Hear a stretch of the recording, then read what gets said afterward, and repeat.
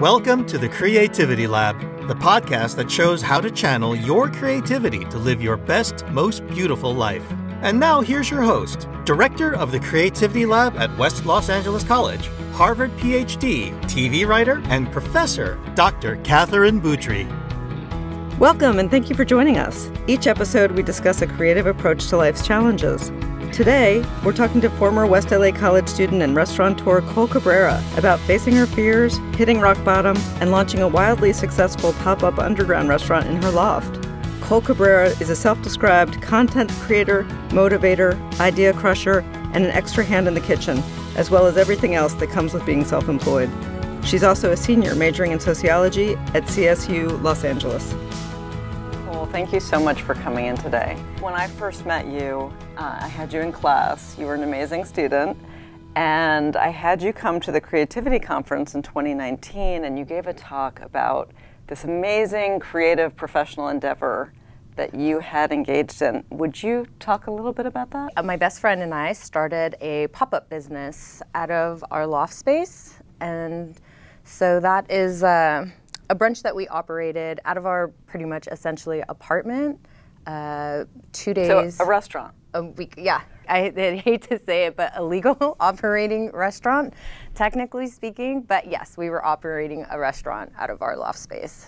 And what was the Sunday morning brunch like? You know, we were kind of tucked in a little nook of the arts district that was unassuming, and you wouldn't go there unless it's technically like considered the produce area of the arts district, and so it's just very industrial. You wouldn't think to go there to have a lavish food experience, but that is what ended up happening. We had people traveling from all over to LA and kind of having that like, where am I? What is this? What's going on? And I don't know, we might have to edit this part out, but the part where our loft was, because we were doing early Sunday morning brunch, there was a business operating in the area that had ladies of the night out. So sometimes they would be out and we'd have, customers coming, and there would just be a little... Did that help or hurt business? I think it added to the mystique of what was happening, because I think some people were like, am I really experiencing what I'm experiencing, and I'm going to come and eat here? And I think, I'm sure some people were fearful, and I think some people were kind of intrigued by that kind of new experience. So how many people did you have on your busiest day? So we would average Saturday and Sunday, and we would open from like 10 to 2. We'd average 300 people a weekend. So how did you organize? Did you have restaurant experience before you started this? I did not have restaurant experience. My best friend / partner had restaurant experience, and he was trying to step away.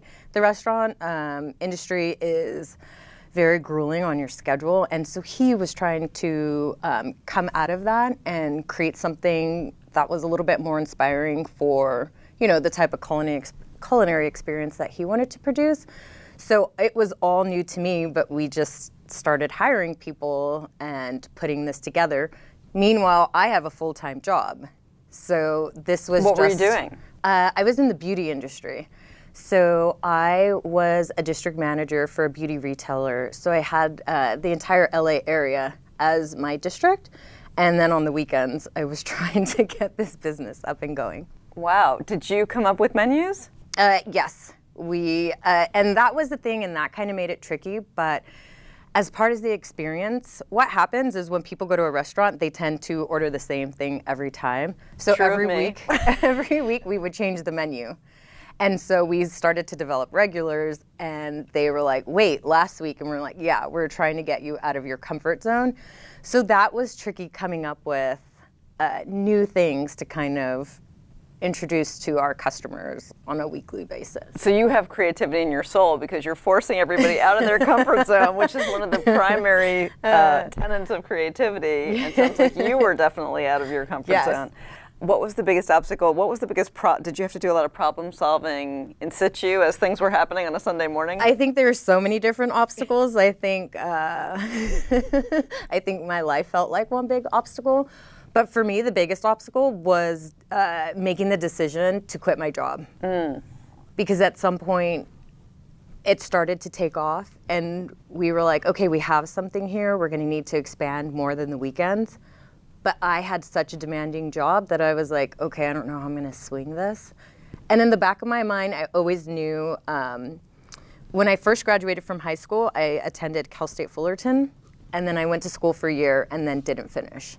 And so I started working, but in the back of my mind, it was always like, I want to finish school.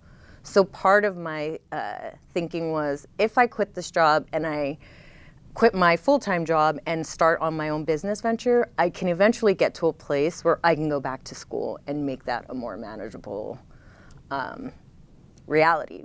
But quitting my job was the biggest thing because there was so much fear. There was so much fear about the stability I had, the position that I had, benefits, all of that stuff. And you're walking away from that into an unknown and going to be depending on yourself to, supply your income. And I think that was one of my biggest obstacles, even just starting the business venture. And then from there, it was the fact that we were operating illegally was an obstacle. I had people in the building that weren't happy, people in the building that were happy. So there were definitely every day a new obstacle to overcome. How did you overcome those obstacles psychologically? I'm sure you were troubleshooting and you used creative problem solving in the time, but psychologically, did you ever feel a little bit overwhelmed? Psychologically, I think the biggest obstacle for me was overcoming my fear. I think at a certain point, I don't even think I could think straight. I just was so afraid of the what ifs. And, it was because I was operating something illegally, it was like, what if I quit my job? I have this side business that is being operated under, false pretenses by all accounts. So I think there just was so much fear and so much unknown that I don't even think I could be creative at the time. I think I first and foremost had to wrestle with the fear, and then just came to the conclusion that you know what, whatever's gonna happen, I'm gonna be okay. It doesn't matter. And I think once I put that aside and was like, okay, I have to get over my fears and really, because I think I was 1 foot in, 1 foot out. I was 1 foot in, excited about the new opportunity, excited about how our business was growing, but 1 foot in the well, what if this doesn't work out and people are gonna think I'm a fool? People were telling me don't do it. And so I think I had to come to a place where I put the fear aside so that I could open myself up to be creative, to find ways of making this a legal business, expanding on it, and going from there. And did you find it creatively fulfilling to do that?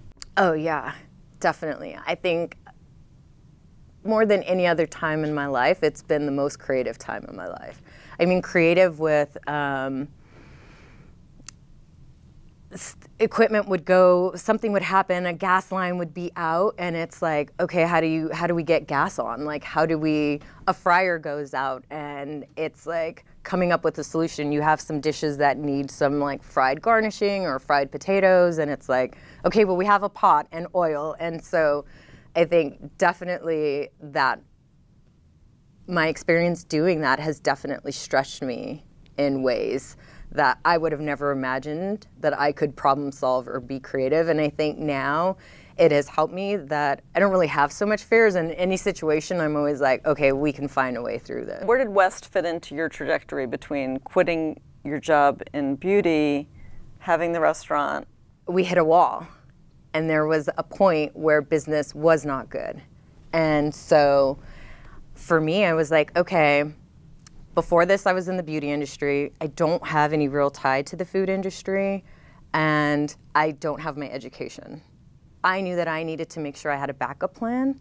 And so, and not to mention, I always wanted to get back into school. So that was a perfect time for me to say, you know what, while this is not the most stable environment, let me build some stability by going back to school and pursuing that goal. And so what was your time like at West? I loved my time here. It was such a great experience. Every professor that I had, I just felt that there was a genuine care. And you know, each professor has a different disposition, and even if they weren't the most friendliest or anything of that nature, I still felt that they were very committed to what they were doing, teaching, being there for students. And so it was a very pleasant experience being a student here. So what are you doing now professionally? Is the restaurant still going? Most of my business ended up being private events and catering, and that's kind of the direction our business went, and no one's getting together, no one's gathering. And so that, I would say the pandemic definitely threw a monkey wrench into how we operate as a business now. Would you say you're at a crossroads, or you? Definitely, I would say I'm at a crossroads, yes. I'm getting ready to graduate. Congratulations. So thank you. I'm really excited about that.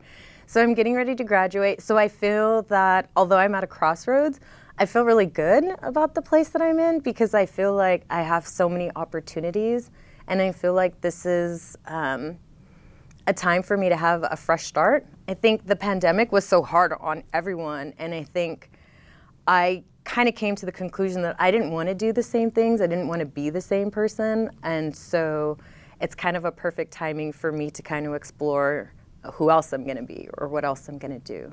When you were in your darkest time, and you might, well, it sounds like you're in a great headspace now. Yes. How did you find the resilience within yourself to keep going? How are you finding resilience now to keep such a positive mindset when things feel a little bit unsure?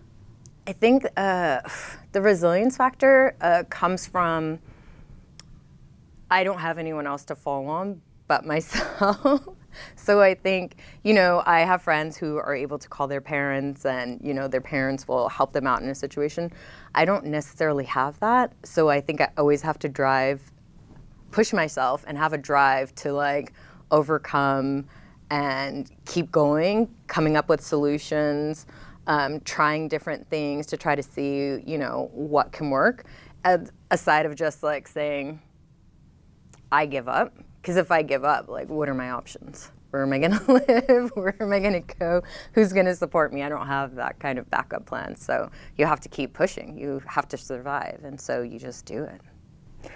What would you say your strongest creative strength is? Being free-spirited. I think I've always been that way. Can you explain what you mean by that? Yeah, I've always, I'm the friend that you can call at 2 in the morning and say, let's go camping for 3 days. And I'm like, okay, give me 6 hours, let me do my schoolwork, and then I'll pack my bag and I'll go. I'm always looking for something new. And I kind of mentioned that to you earlier. I like kind of being thrown in the unknown, because I think that's when you kind of get to see what you're made of, or, you know, what you have to offer to a situation. So I'm always looking for adventure, fun. And I also kind of have a rebellious streak, and not to be like honorary or contrary, but I'm like, well, what's going on this side? I know what's going on here, but I kind of want to like push the envelope and see what other options are available to me. So I think that that is something that has helped me creatively, because it allows me to, you know, not only just think outside the box, but like be outside the box. How do you keep growing in that situation? It sounds like you grew your business in different ways. Was that a purposeful thing, that you felt like you got to a certain point and you wanted the challenge, or did you feel like word of mouth was spreading and the business was kind of taking over and it demanded that of you? Sometimes hitting rock bottom pushed me to be creative in ways that I don't think I would have ever. And you hear people say that all the time, like you learn from your failures and you learn from your mistakes. And I think you know, you're like, okay, I get that. But when you're really in that situation and you're down, there is something that comes alive in you that is like, I have to fight to get myself out of this. And so once you push past the fear and the stress of that, you kind of allow yourself to open up to possibilities that you wouldn't have even pursued had things been good and on the up and up. And then also, I think like with anything that you're doing, you always want to be fresh and on top of your field. So you're always, you know, seeking out, well, what's everyone else doing? What's going on? What can we do differently? You know, you're looking for things to inspire you and to inspire others. And so I think both pull and draw some type of creativity out of you. I think you're very creative innately, and you're giving, a lot of people would be happy to stay in their rut. I don't think everybody is necessarily like you, so take that as a source of pride. Don't let that, everyone's not like, and it's amazing, you're risk-taking. My boyfriend's always like, he's like, you just get so bored, you'll find a problem to get yourself into. I'm like, that's probably very true. Well, they say constraints, you know, necessity is the mother of invention, and constraints are, you know, kind of the thing that drives creativity by nature. Are there any creativity traits or personality traits that you'd like to work on that you feel like you need to give more energy to? With going to school and working, there's something that zaps your creativity. I think you're oh no, that sounds terrible. I think there's you're kind of on pilot mode, right? Like you're a full-time student, you're a full-time worker, and so you're just kind of like going through the checklist and getting things done. And I'm somebody who likes to journal a lot. I got myself a book that I could sketch. Oh, I love that. Instead of like always just writing in my journal, I was like, well, let me try to sketch out my emotions. Oh, that's beautiful. And see how that will help me kind of, you know, if you're feeling a certain way, I'm like, if I'm feeling sad, how would I draw out sad? How would I draw, you know, things like this? If I were doing this, how would I draw that out or make that look? And so I think that is something I've recently been doing that has helped me kind of tap into more of that creative spirit that I have, because between writing papers and reading articles and, you know, studying, I don't always feel like I have the opportunity to be creative. And so I kind of have to like cultivate that. If you're feeling happy, what does a happy brunch look like? Yeah. What's happy food? What's comfort food? What's sad food? What's pensive food? And it's so funny, and you can understand how like menus change seasonally, because what, you know, like brie grits is something, you know, when it's warm, it's like cold and, you know, dark outside, that's a very comforting food. But then, you know, when it's summertime, you want something that's kind of light and fresh. And so that is the fun thing about creating a menu and kind of going through the different changes, is you can say like, well, what do I feel like right now? And then you can like put that energy into the food that you're creating. Well, and I would imagine for a restaurant, you've got to think of what other people are going to want, and you have to have a little empathy. Yes. You've got to imagine, and for someone like you who loves change so much, there's probably not a better industry, maybe entertainment, where, you know, there's constant change. There's constant parameters that are changing, and then seasons, and ingredients, and clients, and personnel. Yeah, when we first started, my partner was very much like, this is the type of food that I make, this is what I like, this is what we're gonna do. But then as you start to enter into the mass market, you have people with dietary restrictions. And so now the way you cook has to be different. You have to, you know, be able to make food taste good, but in a situation where there is somebody who's vegan and needs you to omit the dairy, omit the cheese, or omit, you know, certain parts of the dish, then it starts to lose its integrity. And so then you're like, well, what do we do? Do we just create a separate menu for people with these dietary restrictions? I mean, like I said before, it's a constant obstacle and people's dietary restrictions are changing constantly. With every new diet, and it's always people are like, what do you have? I'm on the paleo diet. What do you have? I'm on this, you know, I have this allergy, and so it's, yeah, you're always trying to like find the happy medium with like, how do you be creative, but then how do you cater to the masses? So I loved how you described yourself.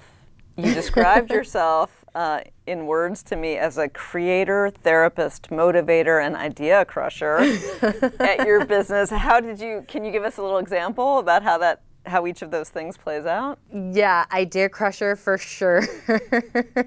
My partner would always come in and say like, I'm gonna try this new thing, and I'm like, nope, so it's not gonna work. You have to think about this, you have to think about that. And he's like, oh, okay, well, what about this? I'm like, nope, not gonna work. And it's interesting because I think you have to, I don't think I would have necessarily, I think, yes, I have that natural ability to be that way, but in my corporate position before, I don't think I would have been that type of person.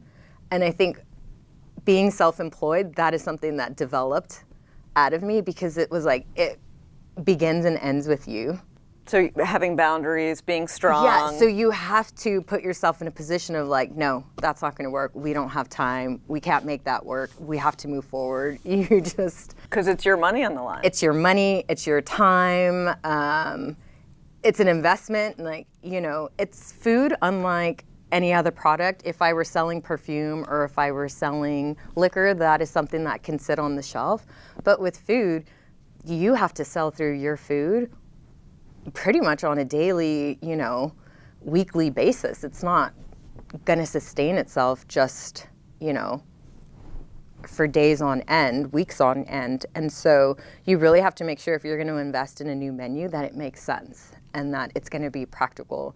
And my partner is such a creative where he's like, well, I think we can make people get into the idea. I'm like, yeah, someone isn't going to buy a $13 peanut butter and jelly sandwich because you have this extraordinary, you know, berry that you're going to create and this bread, it just, some things just don't translate. And so you have to get comfortable with being, you know, the ideal crusher.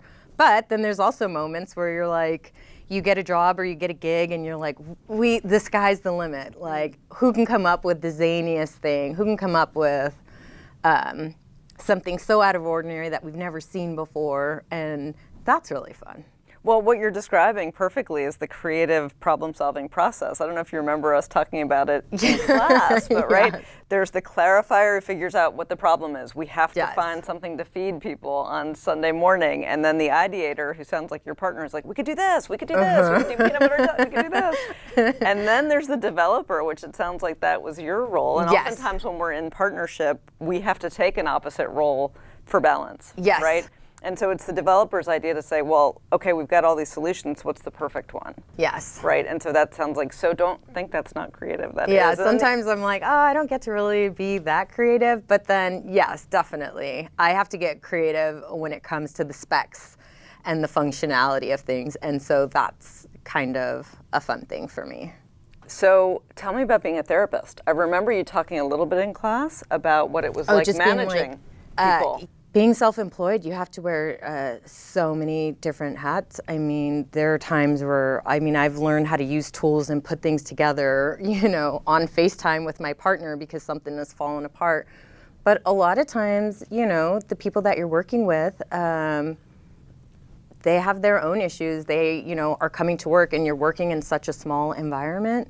And when you're working in the food industry on a line and it's busy, and, you know, that chemistry is off even just a little bit, it throws everything off. And so definitely having to take the time to sit with people and talk with them about what they're going through, what their experiences, you know, are with the business, outside of the business, and just give people the opportunity to air out their grievances, talk about their problems, just so that they can get back to work and, you know, kind of have their head on in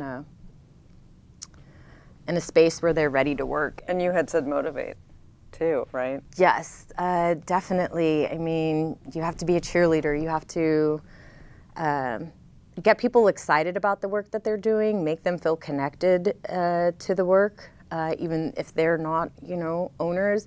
I think with everyone that I work with, I'm always not just telling them what we're going to do, but I'm always asking them, like, what do you think? I'm thinking of doing this.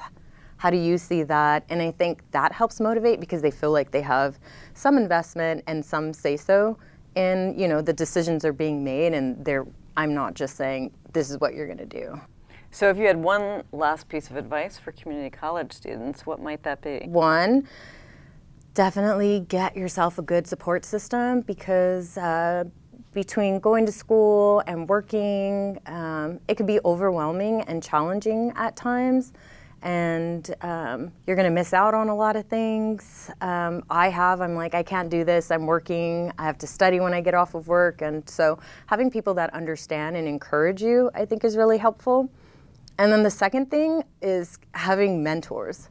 I am a first-generation college student in my family, and so my mom has never been through the college experience, and so I think surrounding myself with people that had been was really helpful, because whereas my mom could encourage me, like, yes, go to school and finish, there were, you know, academic challenges of just how do you study, like what's the best way of doing these things, and yes, you can always go to your professors, but I think it was helpful that I had mentors that had been through the experience and could guide me and, you know, kind of show me the ropes of what it's like to be a college student and working and everything else that you have going on. I love this interview so much, Cole. I learned something from you today. I think you really illustrated beautifully, without even meaning to maybe, how saying no so that you can make space for creativity is an important thing. No, I can't go out, I have to study. Yep. Or no, I can't go out, I've got to go to the restaurant. No, we can't do that because we don't have the ingredients for that, and that will not be a success. Yes. Is a super important part of this process, and I think you exemplified that really, really well in a positive way. No is not always a negative, I guess. That is very true. That was beautiful. Thank you so much for being with us today, Cole. This was great. Thank you for having me.